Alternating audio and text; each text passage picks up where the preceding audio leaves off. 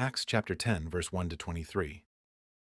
There was a certain man in Caesarea called Cornelius, a centurion of the band called the Italian band, a devout man, and one that feared God with all his house, which gave much alms to the people, and prayed to God alway.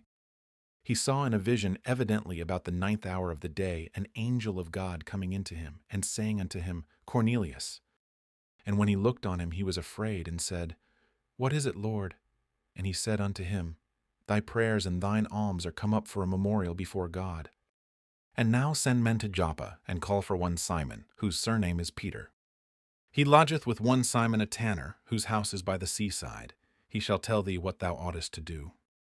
And when the angel which spake unto Cornelius was departed, he called 2 of his household servants, and a devout soldier of them that waited on him continually. And when he had declared all these things unto them, he sent them to Joppa. On the morrow, as they went on their journey, and drew nigh unto the city, Peter went up upon the housetop to pray about the 6th hour. And he became very hungry, and would have eaten. But while they made ready, he fell into a trance, and saw heaven opened, and a certain vessel descending unto him, as it had been a great sheet knit at the 4 corners, and let down to the earth, wherein were all manner of 4-footed beasts of the earth, and wild beasts, and creeping things, and fowls of the air. And there came a voice to him, Rise, Peter, kill and eat. But Peter said, Not so, Lord, for I have never eaten anything that is common or unclean. And the voice spake unto him again the 2nd time, What God hath cleansed, that call not thou common. This was done thrice, and the vessel was received up again into heaven. Now, while Peter doubted in himself what this vision which he had seen should mean, behold, the men which were sent from Cornelius had made inquiry for Simon's house, and stood before the gate, and called, and asked whether Simon, which was surnamed Peter, were lodged there. While Peter thought on the vision, the Spirit said unto him, Behold, 3 men seek thee. Arise, therefore, and get thee down, and go with them, doubting nothing, for I have sent them. Then Peter went down to the men which were sent unto him from Cornelius, and said, Behold, I am he whom ye seek. What is the cause wherefore ye are come? And they said, Cornelius the centurion, a just man, and one that feareth God, and of good report among all the nation of the Jews, was warned from God by an holy angel to send for thee into his house, and to hear words of thee. Then called he them in, and lodged them. And on the morrow Peter went away with them, and certain brethren from Joppa accompanied him. Acts chapter 10 begins one of the most important developments in the book of Acts. The scene moves to Caesarea, where Luke introduces Cornelius, a Roman centurion. Unlike the Jews and Samaritans we have followed throughout the previous chapters, Cornelius is a Gentile. Cornelius commanded soldiers in what Luke calls the Italian band. Yet despite his Roman position, he feared the God of Israel. He prayed continually, gave generously to the people, and led his household in reverence toward God. Still, Cornelius needed something more. His devotion, prayers, and generosity did not eliminate his need to hear God's message. God therefore intervened and directed him to Peter.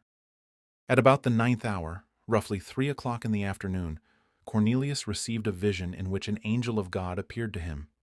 The angel told him that his prayers and alms had come before God as a memorial. Notice, however, that the angel did not preach the message to Cornelius himself. Instead, Cornelius was instructed to send men to Joppa and find Simon Peter, who was staying with Simon the tanner. Peter would tell him what he needed to hear. Cornelius immediately obeyed. He called 2 household servants and a devout soldier, explained what had happened, and sent them toward Joppa. While these men were traveling, God was also preparing Peter. Around the 6th hour, approximately noon, Peter went on to the housetop to pray. While food was being prepared, Peter became hungry and fell into a trance. He saw heaven opened and something resembling a great sheet descending toward the earth. Inside were all kinds of animals, including creatures that would have been considered unclean under the law given to Israel. Then Peter heard a command, Rise, Peter, kill and eat. Peter immediately objected. He had never eaten anything common or unclean. His response is important because it shows that Peter was still observing Israel's dietary distinctions at this point in Acts. He did not assume those distinctions had disappeared. God answered, What God hath cleansed, that call not thou common. The vision occurred 3 times before the vessel was taken back into heaven. Peter did not immediately understand what the vision meant. Luke specifically tells us that he doubted within himself concerning its meaning. That detail is important.